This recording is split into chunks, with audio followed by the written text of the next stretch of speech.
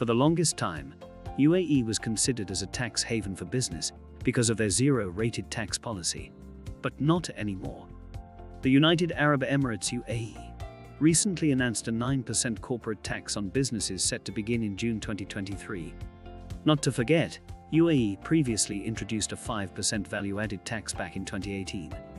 In particular, Dubai's open tax-free business model, which dates back to 1905, contributed to the success of the city and the UAE as a whole. This is the reason why people flocked in large numbers to establish their business in the UAE. Dubai was also a regional pioneer in establishing free zones that guarantee 100% private ownership, in addition to repatriation of capital and profit.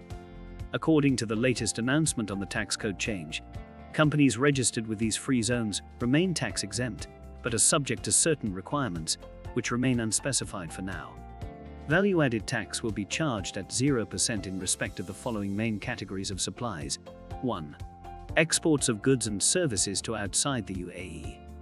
2. International transportation and related goods and services. 3. Supplies of certain sea, air, and land means of transportation. This includes aircraft and ships. 4. Gold and silver. 5. Newly constructed residential properties. 6. Education and other related services. 7.